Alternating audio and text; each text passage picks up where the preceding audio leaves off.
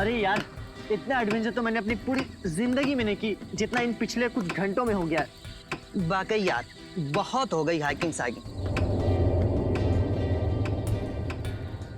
अरे विनय, तू ठीक है ना? हाँ मैं ठीक हूँ। अगर तू कहे तो यार शहर जाने वाला रास्ता हम अभी ढूंढ सकते हैं। रात को रास्ता कहाँ ढूंढेंगे यार? एक काम करते हैं, सवेरे होने तक यहीं पे रुक जाते हैं, सवेरे होते ही निकल लेंगे। ये हुई ना बात। अरे यार, एक हील अंदर नहीं जा रहा यार। कर यार कुछ।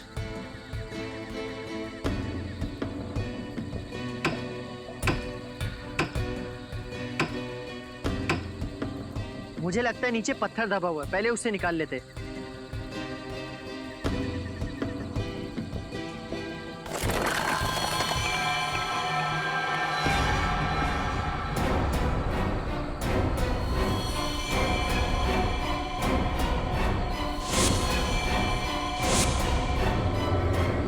यार, हम किसी कब्रिस्तान में तो नहीं आ गए ना?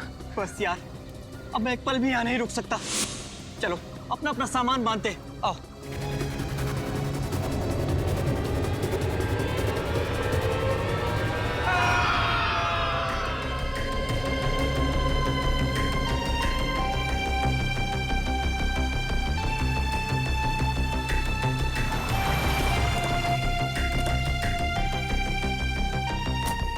आइए आइए, चलिए।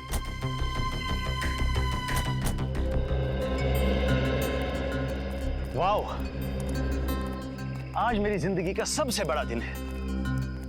इतने लंबे स्ट्रगल के बाद आज मैं गर्व से कह सकता हूं कि ये सारी की सारी जमीन मेरी है। मुबारक हो समर सर, बहुत बहुत मुबारक हो आपको। Thank you very much. कहिए, कैसी लगी आप लोगों को ये जमीन?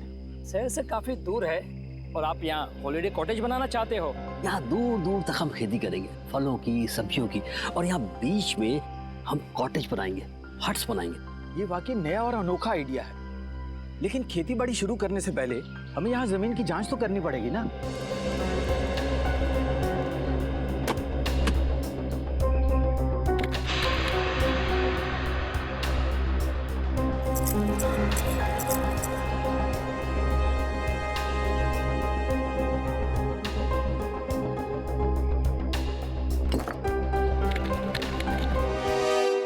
तो जसवीर, तुमने अपने 3 दोस्तों को कल शाम को यहाँ पे छोड़ा था और उसके बाद से उनका पता नहीं चल रहा है। हाँ सर, उन्होंने कहा था कि सुबह 6 बजे तक वो आ जाएंगे सर।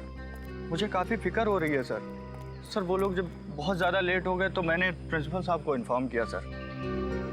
सर, मैंने सुना है ये बहुत ही खतरनाक इलाका है। यहाँ लोग अक्सर गुम हो जाते हैं और लूटपाट भी बहुत होती है। सर मैडम बिल्कुल सही कह रही है, इसलिए मैं ये 2 गाइड्स मार्को और दीपिका को आपके साथ भेज रहा हूँ ताकि वो उन्हें ढूंढने में ये आपकी मदद करें। मार्को और दीपिका, आप लोग तो इस इलाके से अच्छी तरीके से परिचित होंगे ना? जी हाँ, हम दोनों इस इलाके को बहुत अच्छी तरह से जानते हैं। That's great. चलिए फिर देखते हैं।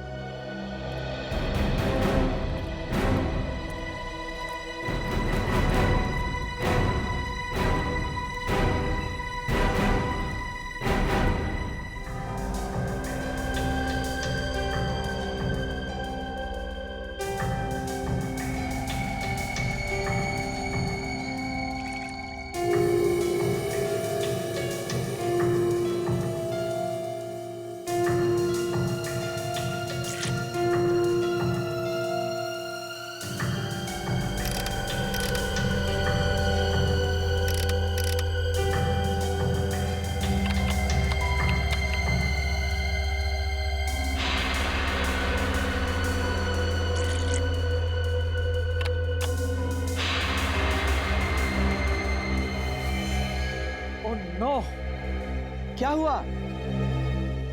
मिट्टी बंजर है क्या? नहीं, ऐसी तो कोई बात नहीं है। तो फिर ये देखो, मिट्टी में से क्या मिला है।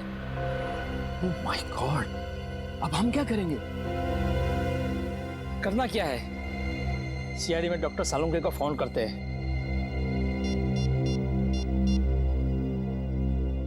Hello doctor Salunke?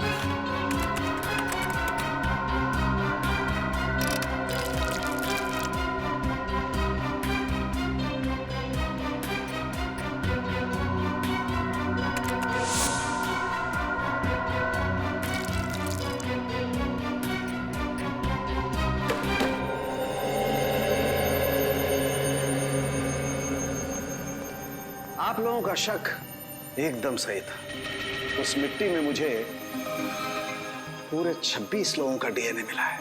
आपका मतलब 26 लोगों को गाड़ा गया था वहां पे? वो जगह पे कोई कब्रिस्तान तो नहीं था? वही तो, इसीलिए तो ये मामला और भी ज्यादा गंभीर हो जाता है। कौन थे ये लोग?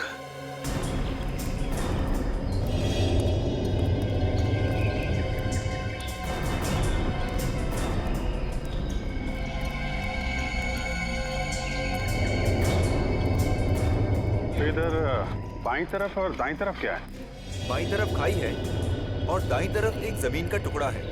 अगर किसी को हैकिंग करनी होती है तो वो सीधा इसी रास्ते से ऊपर जाता है। इधर? Yes sir.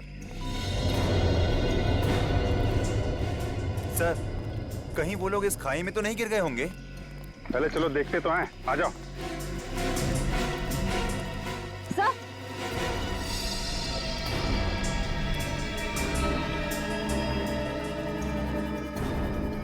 Sir ice cream.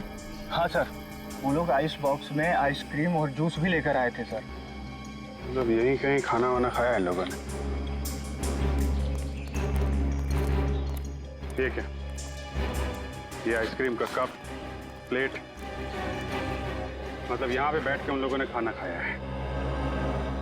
यहीं कहीं आसपास टेंट वेंट लगा के आराम भी किया होगा। यहाँ आसपास कोई ऐसी जगह है जहाँ पे टेंट लगाया जा सके? यस सर, उस तरफ। चलो देखते हैं। अच्छा किया जो आप लोगों ने डॉक्टर साळुंके को तुरंत फोन कर लिया, वरना किसी को पता भी नहीं चलता कि यहाँ पर 26 लोगों की लाशें दबी हुई हैं। सर, ये लाशें किसकी हो सकती हैं? और यहाँ पे कैसे है? ये तो इस जमीन का मालिक समर्थ ही हमको बता सकता है।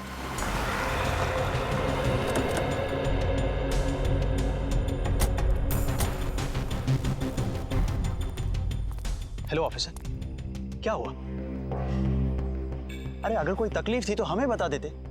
सीआईडी वालों को बुलाने की क्या जरूरत थी? जब लाशों के भंडार मिलते हैं तो एक अच्छे नागरिक का फर्ज होता है कि वो सीआईडी को तकलीफ दे। लाशों के भंडार कहाँ? आपकी जमीन के अंदर हमें 26 लाशें मिली। 26 लाशें? ऐसे कैसे हो सकता है? आपको जरूर कोई गलतफहमी हो गई है। कोई गलतफहमी नहीं हुई।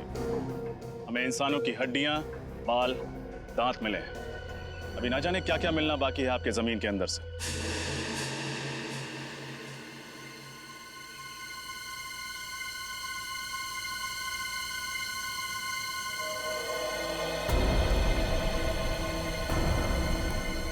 भैया यहाँ लेके आओ।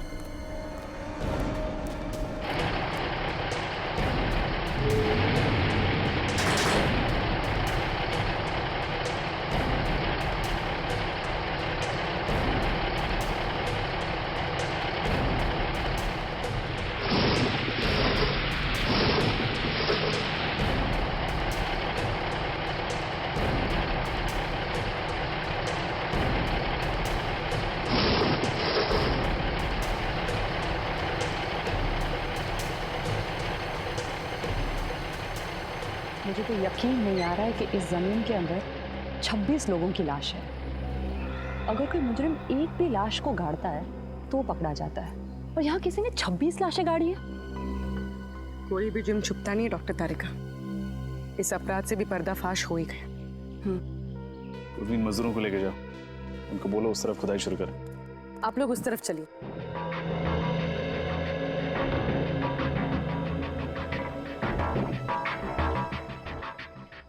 सर। हाँ बोलो। गलती से भी रिश्वत देने का ख्याल अपने दिमाग में मत लाना। सीआईडी के सामने तुम्हारी दाल गलने वाली नहीं है। वो बात नहीं सर, आप हमें गलत समझ रहे हैं। दरअसल क्या बात है? मैं इस जमीन का मालिक नहीं हूँ सर। तुम मालिक नहीं हो तो कौन है? पता नहीं सर। पता नहीं मतलब? मैं आपको बताता हूँ सर। दरअसल हम सुनसान और अनजान जमीन पर कब्जा कर लेते हैं, उसके बाद उस जमीन को दूसरों को बेच देते हैं, या फिर वहाँ पर मकान या दुकान बना देते हैं। What? हाँ सर, हमें नहीं मालूम था सर, इस जमीन पर कब्जा करने के बाद हमें मुनाफा के बदले जेल की सलाखें मिलेंगी सर। सर हमें बचा लीजिए सर। मुजरिम अक्सर पकड़े जाने के बाद लेखक बन जाते हैं, दिलचस्प कहानियां सुनाने लगते हैं। तुम्हारी भी अच्छी है। नहीं नहीं सर, ये कहानी नहीं है, ये सच्चाई है सर। आप ये जमीन के पेपर देख लीजिए सर। आप किसी भी अच्छे वकील को दिखा लीजिए, वो यही कहेगा कि ये नकली पेपर से। जब तुम्हारी कहानी सच्ची भी है, तुम्हें जेल तो जाना ही पड़ेगा।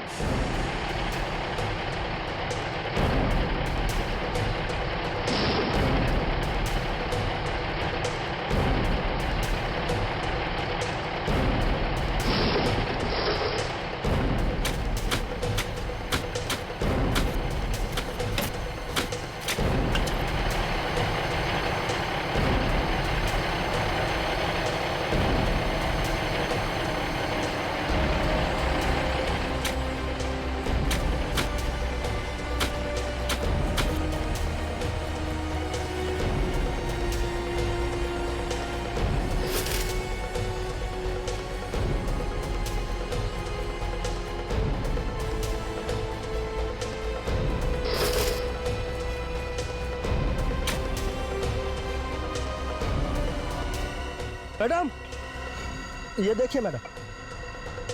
कंकाल। सर,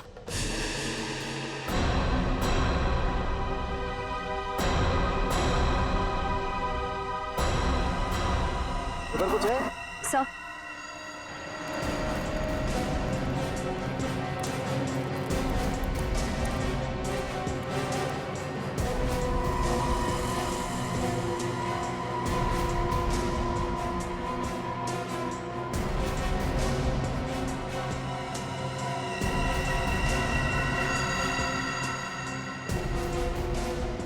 ये देखो, एक और बैग। सर शायद ये लोग यात्री होंगे, लगता है इनके सामान में कोई आईडी वगैरह हो। बिल्कुल, चेक करते हैं।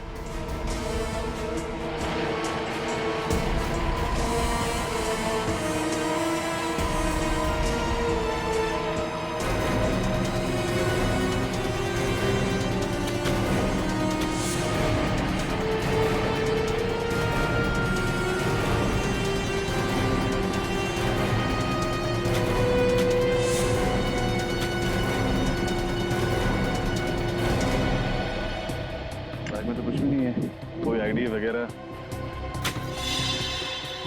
सर, ये देखिए।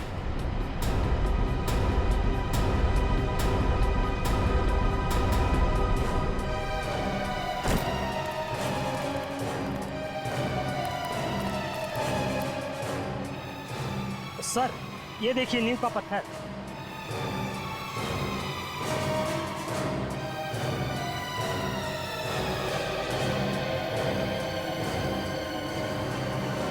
कहीं ऐसा तो नहीं कि यहाँ पर कभी कोई बिल्डिंग हुआ करती थी जिसे गिरा कर इस जगह पर कब्रिस्तान बना दिया गया? हो सकता है। पता नहीं वो कौन सी मनहूस घड़ी थी जब हमने इस जमीन पे बुरी नजर डाली, लेने के देने पड़ गए। आप दोनों हमारे साथ ब्यूरो चलेंगे, आपसे पूछताछ करनी। जमीनों के घोटाले करने के लिए तुम दोनों को गोल्ड मेडल देना चाहिए, गोल्ड मेडल। जाने कितने जमीनों पर गैरकानूनी कब्जा किया तुम लोगों ने, और कितने लोगों को वो जमीनें बेच भी दी। माफ कर दीजिए सर, गलती हो गई। अब हम ऐसी धांधलेबाजी फिर कभी नहीं करेंगे। अरे धांधलेबाजी तो तब करोगे ना जब जेल से छूटोगे। अब आइंदा हम धांधलेबाजी नहीं करेंगे। खज्जर फर्म्स के बारे में बताओ, किसके नाम पर है वो जमीन? बताओ जल्दी। हम सच कह रहे हैं सर, हमें कुछ भी नहीं मालूम। हम तो ऐसे ही जमीनों पे कब्जा कर लेते हैं जो लावारिस होती है। फिर भी कब्जा करने के पहले तुमने रजिस्ट्री ऑफिस से पता किया ही होगा ना कि ये जमीन किसके नाम पे? किया था, और रजिस्ट्री ऑफिस में कुछ महीने पहले आग लग गई थी, जिसकी वजह से इस जमीन के सारे डॉक्यूमेंट्स चल गए थे। हाँ सर, और जब हमें पता चला कि इस जमीन के आगे पीछे और कोई नहीं है, यहाँ तक कि इसके पेपर्स भी नहीं है, तो हमने तुरंत इसके ऊपर हक जमा लिया। सर, ये रही रजिस्ट्रेशन ऑफिस में लगी हुई आग की रिपोर्ट। आग लगी थी 6 जून 2003 और आग की वजह पेट्रोल। पेट्रोल मतलब सर वो आग जानबूझकर लगाई गई थी, जमीन का इतिहास मिटाने के लिए? हाँ पूर्वी, जानबूझकर लगाई गई थी, क्योंकि खूनी जानता था कि एक न एक दिन वो सारे कंकाल जमीन के नीचे से ऊपर आएंगे। इसलिए अपने आप को बचाने के लिए उसने ये रास्ता ढूंढा था। ये पता लगाना चाहिए कि उस नींव के ऊपर वो जो कंक्रीट का कंस्ट्रक्शन मिला है ना, वो ढांचा, उस पर पहले क्या बना हुआ था।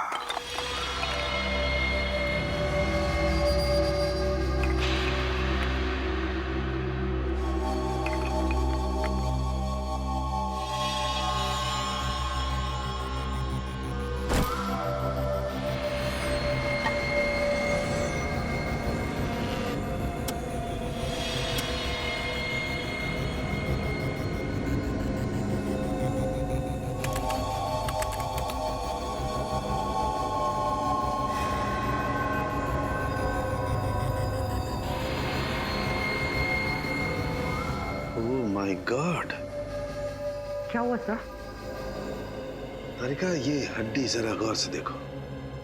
ऐसा लगता है जैसे इस हड्डी को किसी ने आरी से या 100 चेन से काटने की कोशिश की है। सर, मुझे तो ये खूनी बहुत बड़ा सरफिरा लगता है। कुछ लोगों के स्कल पे तो मुझे दांतों के निशान दिखे।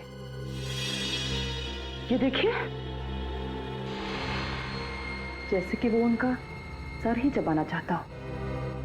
My God. सर, कहीं ये किसी जंगली जानवर का काम तो नहीं है? नहीं रोहन, ये किसी जंगली जानवर का काम नहीं हो सकता है, क्योंकि जानवर किसी को खाने के बाद उसे जमीन में गाड़ने की मेहनत नहीं करता। ये काम किसी इंसान का ही है। सर, अब बस ये पता चल जाए कि इन सब की मौत कब हुई थी, तब जाके हम उस खूनी तक पहुंच सकते हैं। चल जाएगा तारिका, ये भी पता चल जाएगा उस माइक्रोस्कोपिक रेडियोग्राफी के जरिए। Microscopic radiography? सॉरी सर, पर क्या है ये? कभी सुना नहीं इसके बारे में। रोहन, ये एक ऐसा प्रोसेस है जिसके जरिए हम ये पता लगा सकते हैं कि इंसान की मौत कब हुई है। और ये देखो, जिस इंसान की ये हड्डी है उसकी मौत 7 से 10 साल पहले हुई है, यानी 2003 से 2006 के बीच में इस इंसान की मौत हुई है।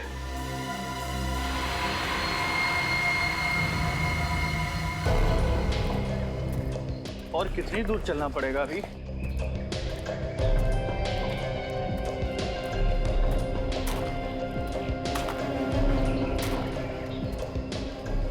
क्या बच रहा है? सर, मैंने किसी के चलने की आवाज सुनी।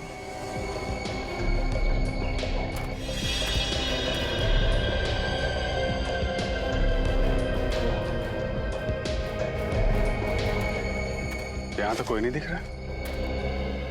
सर, शायद मेरा वहम होगा। ना सारा खून।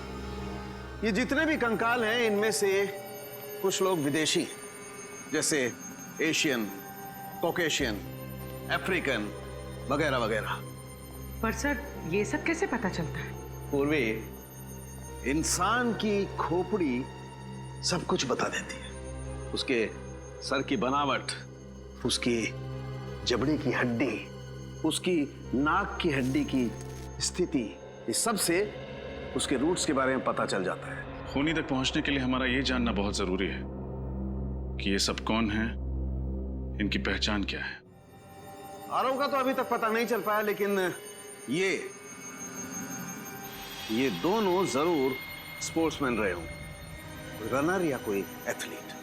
अच्छा, इनके पैरों की हड्डियों की बनावट हम आम लोगों से अलग है क्या सर? हाँ, इनके पैरों की हड्डियां आम लोगों के पैरों की हड्डियों से ज्यादा मजबूत है, जैसी एक एथलीट की होती है। सर? हाँ।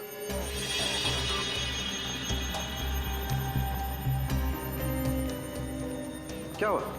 सर, इस लड़की के सामान में से ये मुझे कुछ बीज मिले हैं।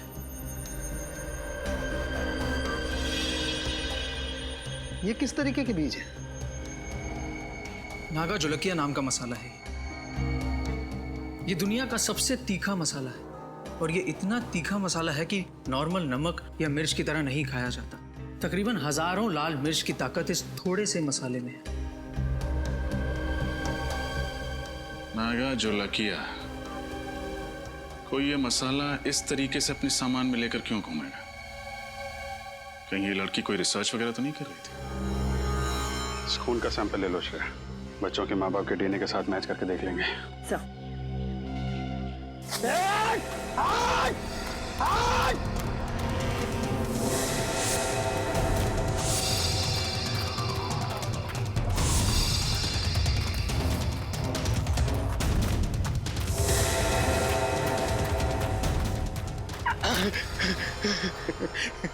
बहुत देर कर दी मेहरबान आते आते। चलो अब अच्छे बच्चों की तरह अपना सारा सामान मेरे हवाले कर दो। नहीं तो क्या करेगा? हाँ? तो तुम्हारे छोटे छोटे टुकड़े करके कौन सी खाई में फेंकेंगे पता भी नहीं चलेगा किसी को। नहीं नहीं प्लीज आप ऐसा मत करिए। ये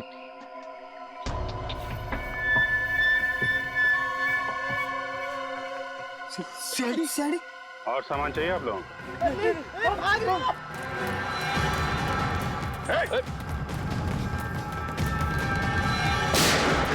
भागोगे तो गोली लग जाएगी। भागो मत। कहाँ भाग रहे थे? हमें माफ कर दो साहब। हम दोनों तो छोटे मोटे लुटेरे हैं साहब। मासूम लोगों को लूटते हो, बाद में उनको मार के फेंक देते हो। नहीं साहब, हम लुटेरे हैं, खूनी नहीं है साहब। हम लोगों ने किसी को नहीं मारा साहब। अच्छा, फिर ये 3 लड़के कहाँ हैं? क्या किया तुम लोगों ने इनके साथ? कुछ भी नहीं किया, उल्टा उन लोगों ने हम लोगों को मारा। तो उस पेड़ पे वो खून तुम्हारा है? वो खून तो इस वाले लड़के का साहब। मारपीट के दौरान थोड़ी सी चोट लगी थी साहब। किस तरफ गए वो लड़के? जेल की तरफ। झील की तरफ। चलो दिखाओ। मैं होल्ड करता हूँ। हाँ जल्दी बोलो।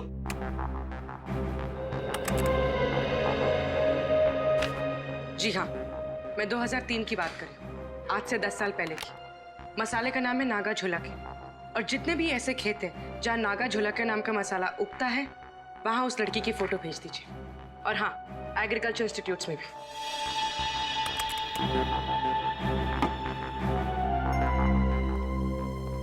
सर, हमें जिन लोगों के कंकाल मिले हैं उनके गायब होने की रिपोर्ट अभी तक नहीं मिली है, और इनमें से कुछ लोग विदेशी भी हैं।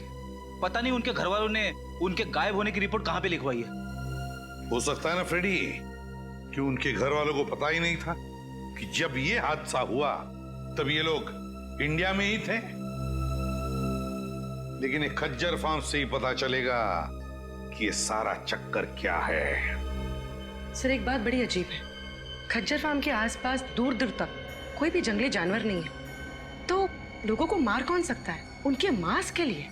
सर, कहीं कोई आत्मा नरबक्षी तो नहीं है? वो चाहे कोई भी हो, फिर चाहे फ्रेडी, वो तुम्हारी आत्मा ही क्यों ना हो, अब नहीं बचेगा ये हमारे हाथों से। ये रही झील।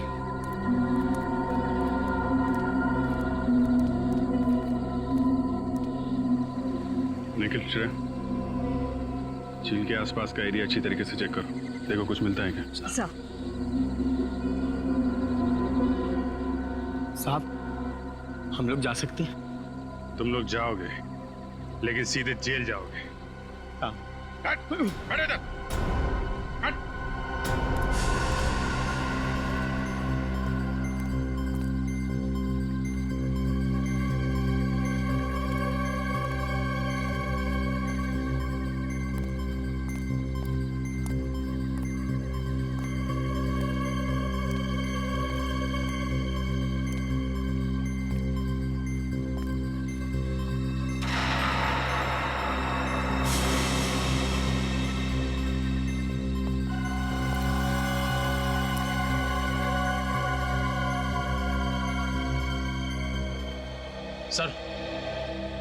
सर ये टॉल मिला है सर, इस पे खून लगा हुआ है।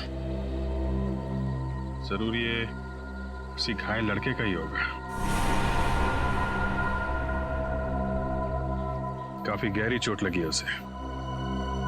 इतनी जख्मी हालत में रात कहीं ना कहीं टेंट में गुजारी होगी। वो क्या बता रही थी आप, वो टेंट वाली जगह कितनी दूर है यहाँ से? बस यही पास में है। चलिए दिखाइए जरा। चल चल। यही वो जगह है। सर, ये टेंट तो मेरे दोस्तों की है सर। ये एक मिनट, ये रुकिए आप लोग।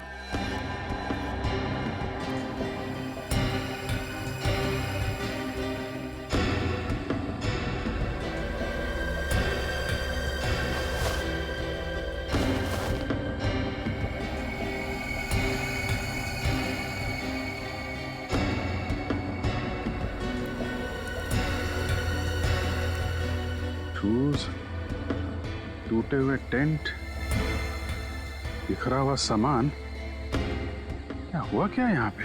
सर, उन्हें कुछ हो तो नहीं गया होगा सर?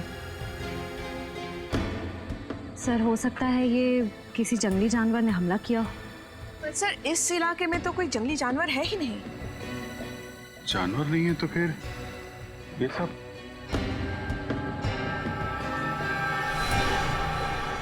ये क्या?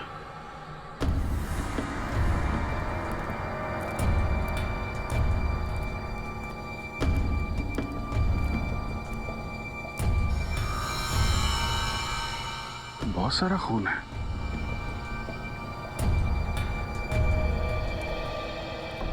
अगर इसमें तुम लोगों का जरा भी हाथ हुआ ना तो तुम लोगों का वो अंजाम होगा कि तुम लोग सोच भी नहीं सकते। श्रेया, सबको जेल में डाल दो, ले जाओ। चलो चल।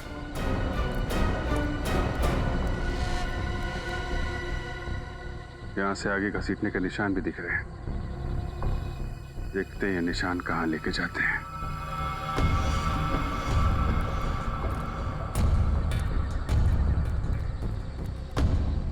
ये क्या चक्कर है?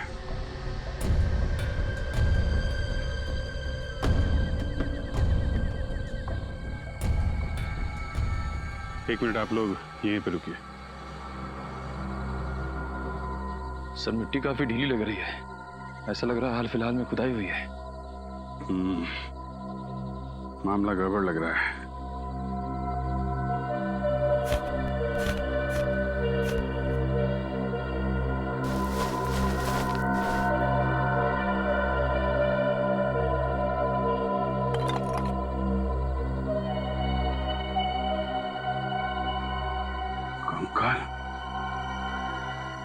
निखिल, कुछ खोदने का इंतजाम करो।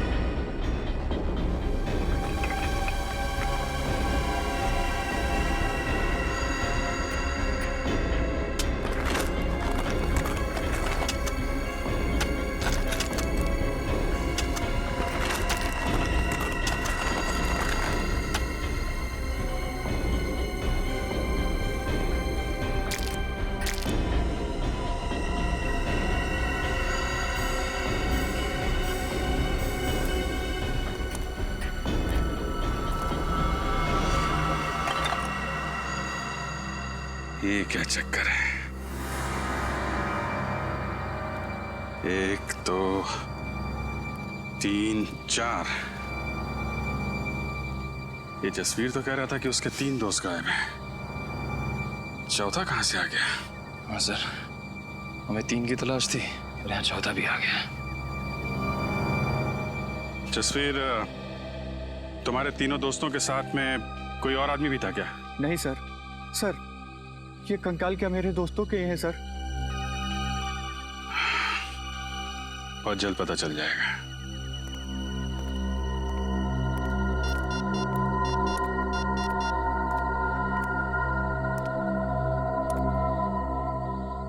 हाँ तारिका जी, आपको जंगल में आना पड़ेगा।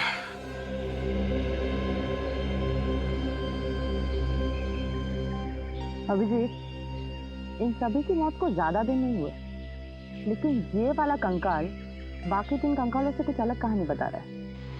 ये बात तो है डॉक्टर तारिका, ये कंकाल इन तीनों कंकाल से अलग तो है। इन सब की जो खोपड़ियों का साइज है वो लगभग आम इंसान जैसा है, लेकिन इसकी खोपड़ी का साइज इतना बड़ा। ये आम इंसान की तरह नहीं लग रहा है। डॉक्टर तारिका, इनकी मौत कैसे हुई होगी? श्रेया,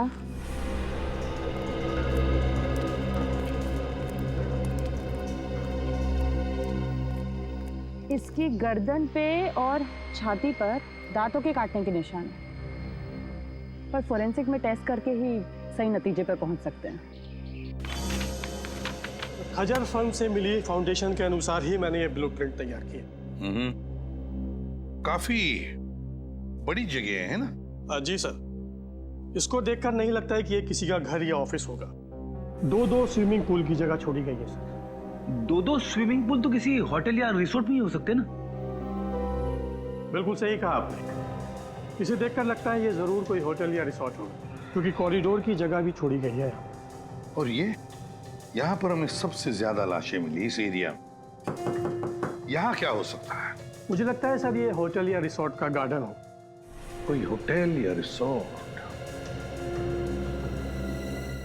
कोई होटल या रिसोर्ट जहां पर लोग रहने जाते थे पर जिंदा वापस नहीं लौटते थे। डॉक्टर तारिका, एक बात समझ में नहीं आ रही।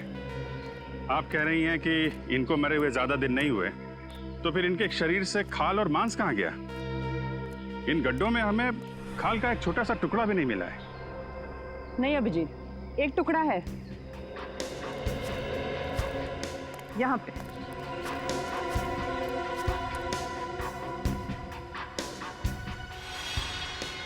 ये देखो, मांस का टुकड़ा है। जी हाँ सर, मैं पहचानता हूँ इन्हें। ये दलजीत है और ये मयंक, दोनों नेशनल लेवल के रनर्स थे। दोनों नेशनल लेवल के रनर्स? पर हुआ क्या? गायब कैसे हो गए ये? सर 10 साल पहले अप्रैल 2003 में मुंबई में एक इंटरसिटी टूर्नामेंट हुआ था। ये दोनों उसी में भाग लेने आए थे। टूर्नामेंट खत्म होने के बाद हम लोग तो उज्जैन वापस चले गए, लेकिन ये दोनों माथेरान घूमने जाना चाहते थे। फिर? सर इन लोगों ने रिक्वेस्ट की थी कि ये 2-3 दिन में वापस आ जाएंगे, लेकिन इनकी कोई खबर नहीं आई। इस लड़की को तो आप जानते ही हैं ना? हाँ सर, ये रिया है। ये पंचगनी गई थी हाइब्रिड प्लांट के रिसर्च के लिए। मुंबई रुकने का इसका कोई प्लान नहीं था, पर शायद उस रात काफी हाईवे पर जाम था, इसलिए मजबूरी में यहाँ इसे रुकना पड़ा। खज्जर फार्म में? जी। पूर्वी ये तीनों के तीनों, ये 2 लड़के और ये लड़की मुंबई शहर के नहीं थे, बाहर के थे, बाहर के। और सर ये तीनों खज्जर फार्म में रुके थे। वही तो, तीनों खज्जर फार्म में रुके। इस मांस का रंग बिल्कुल सफेद हो गया है। डॉक्टर तारिका, ऐसा सफेद तो केमिकल की वजह से होता है ना? हाँ, खूनी ने इन चारों की खाल निकालने के लिए जरूर कोई सॉल्यूशन या फिर केमिकल का इस्तेमाल किया है। सर हमें यहाँ आसपास से किसी भी केमिकल के ट्रेसेस या लैब वगैरह कुछ नहीं मिला है। इसका मतलब इन चारों को मारा कहीं और गया है और बाद में इन्हें यहाँ पे लाके गाड़ दिया गया।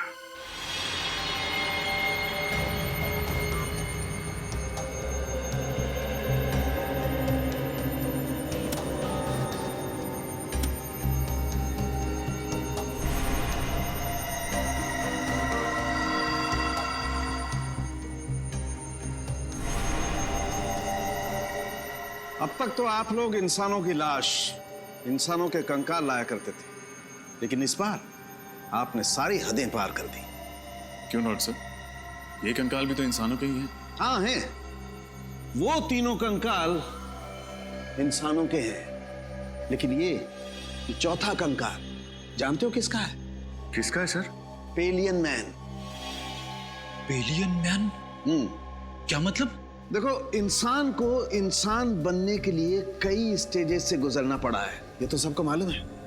ये पेलियन मैन इंसान बनने से पहले वाली स्टेज है।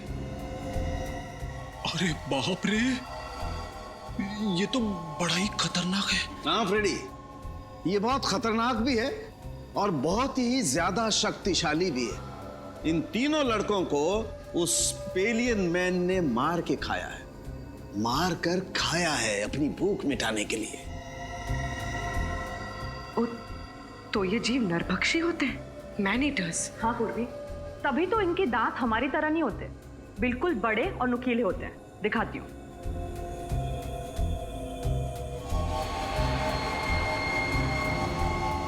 ये देखो, और इस तरह से घुसते हैं।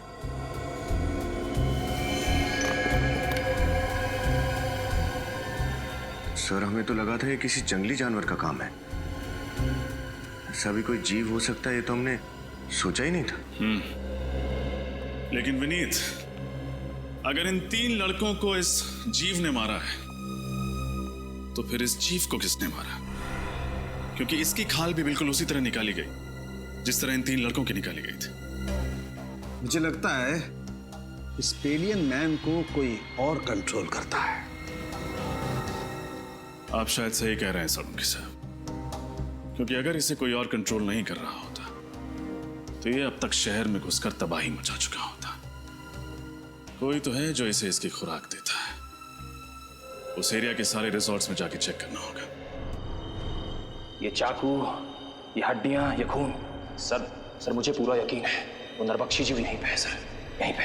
मगर है कौन वो जिसने इस नरभक्षी जीव को पाल के रखा है? उसे जरा भी डर नहीं लगा कि अगर इस नरभक्षी जीव ने उसे ही खा लिया तो? ये क्या है सर? सर, ये रिसोर्ट और कितनी दूर है?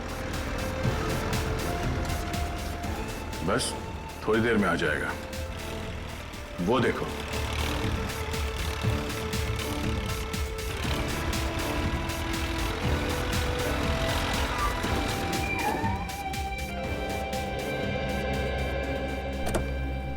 इस इलाके में ये वो दो रिसोर्ट हैं जिनके नक्शे ठीक उस रिसोर्ट की तरह है जो 2003 में नष्ट किए गए थे।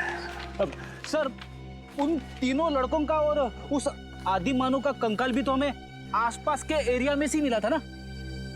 फिर रिसोर्ट में जाने से खतरा हुआ तो?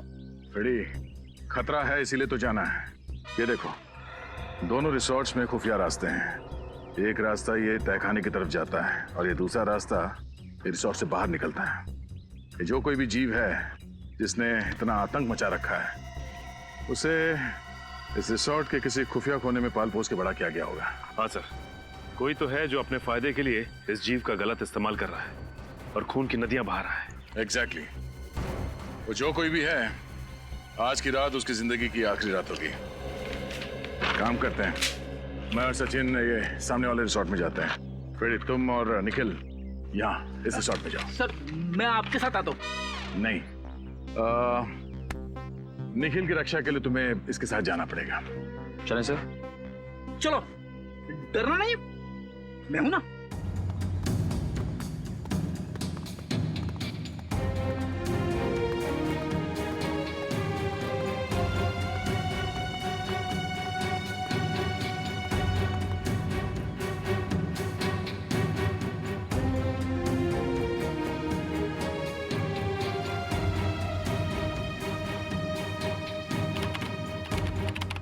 कमाल है, हमें तो लगा था उन 3 लड़कों के हादसों के बाद हमारा बिजनेस कुछ दिनों के लिए ठप हो जाएगा। वैसे आप लोगों को डर नहीं लग रहा ट्रैकिंग करने में? आप किस हादसे की बात कर रही है? हमने तो ऐसा कुछ सुना नहीं था। चलिए, अच्छी बात है कि आपने ऐसा कुछ भी नहीं सुना। वो कहते हैं ना, इग्नोरेंस इज ब्लेस। अच्छा, वैसे ये बताइए कि हम लोग अपने कमरे में खाना कब तक मंगवा सकते हैं? रात में 11 बजे तक। उसके बाद रिसेप्शन पे कोई नहीं रहता। वैसे चलिए, आइए।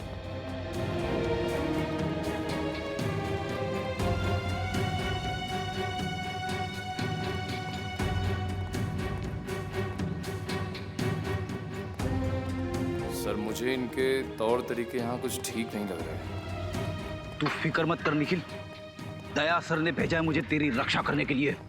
मैं तेरी मूंछ का एक बाल भी बाका नहीं होने दूंगा। लेकिन सर मेरी तो मूंछ ही नहीं है। तू उगानी चाहिए थी ना। अब ये भी मुझे समझाना पड़ेगा तुझे। अरे 11:30, चलो।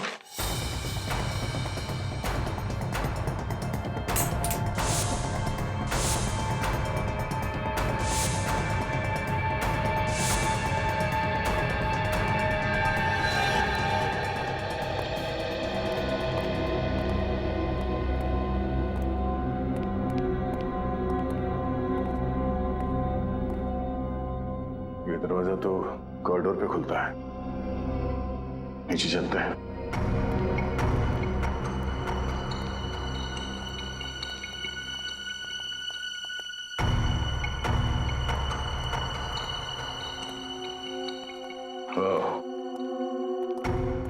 लगता है ये खुफिया रास्ता है।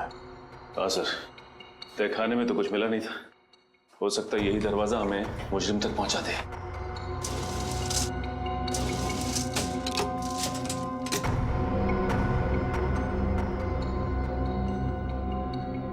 ये तो दरवाजे पे बुरी तरह से जंग लगी हुई है। ऐसा लगता है दरवाजा काफी साल से खुला ही नहीं है, किसी ने हाथ तक नहीं लगाया इसे। ये दरवाजा। आप लोग यहाँ क्या कर रहे हैं? हाँ वो पानी चाहिए था तो ढूंढते ढूंढते यहाँ आ गए। यहाँ पे? यहाँ पे नहीं, हम लोग रिसेप्शन की तरफ जा रहे थे, लेकिन रास्ता भूल गए। वैसे ये रास्ता कहाँ जाता है? कहीं नहीं, ये दरवाजा हमेशा बंद रहता है। इस रिसोर्ट में और भी कई दरवाजे हैं जो हमेशा बंद रहते हैं। ये रिसोर्ट तो भूल भुलैया है। आप लोग अपने कमरे में चलिए, मैं पानी लेके आता हूँ। सर अगर इस रिसोर्ट में कुछ नहीं है तो फिर जरूर अगले रिसोर्ट में कुछ होगा। इस फ्रेडी को फोन करके देखते हैं।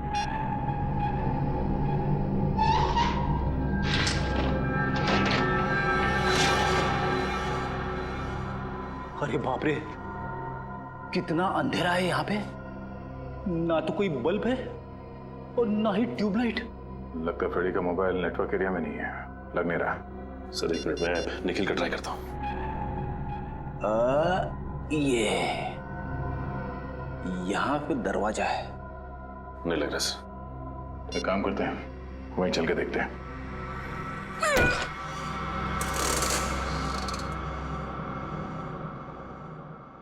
अरे एक और खुफिया दरवाजा। हाँ सर।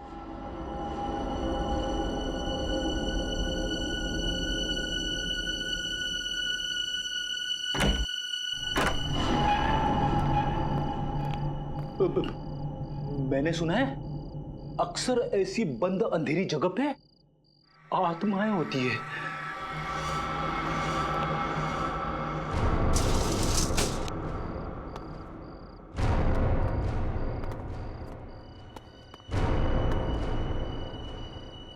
इतना सारा खून, खूनी आत्मा। सर खूनी आत्मा नहीं, नरबख्शी जीव।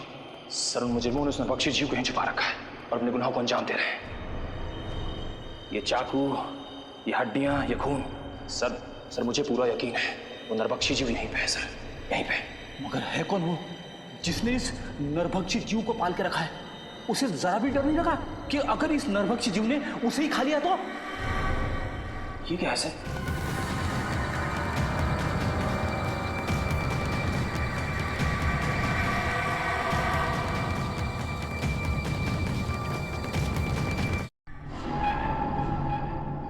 रिसोर्ट के नक्शे के हिसाब से रिसोर्ट से बाहर जाने का ये खुफिया रास्ता है। सर दरवाजा तो खुला हुआ है। हाँ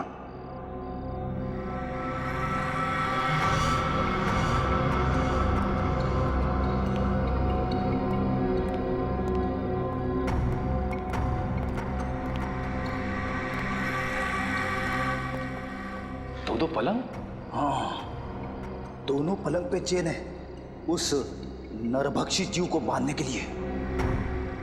एक जीव दो पलंग, अब ये नया क्या चक्कर है?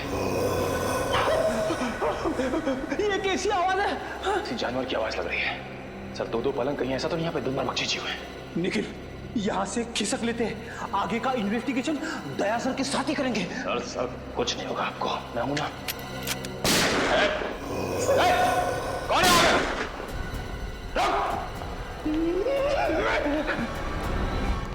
ये गेट खुला है। सर फिर तो फ्रेडी और निखिल इतनी क्या होंगे? हाँ निखिल, सही देखिए, हड्डी और ये खून। ओह नो,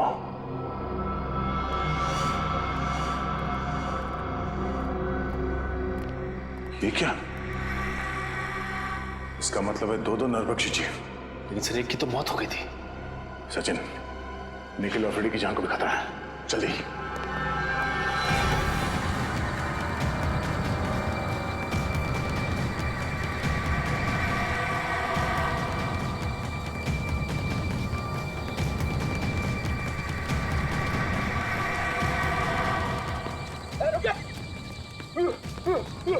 भागना मत, वरना गोली चला दूंगा। रुक।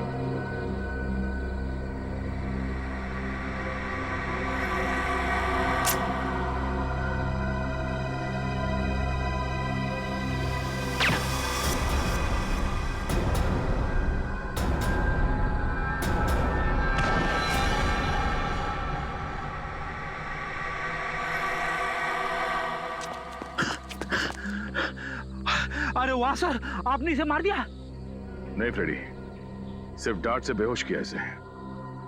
अच्छा हुआ सर आप लोग आ गए, वरना आज मेरी वाइफ का सुहाग उजड़ने वाला था। हट जाओ तुम लोग, हट जाओ वहां से। लगता है इस जीव का मालिक मैदान में निकल ही आया। इसी वक्त का तो इंतजार था हमें। हट जाओ वहां से, हट जाओ वरना गोली चला दूंगी। अरे सर, ये तो दीपिका है। हट जाओ। गन नीचे करो। निकल जाओ यहाँ से। गन हटाओ, गन नीचे रखो। मैं कहती हूँ हट जाओ वरना गोली चला दूंगी। दीपिका गन नीचे करो। मैंने कहा हट जाओ यहाँ से। सचिन,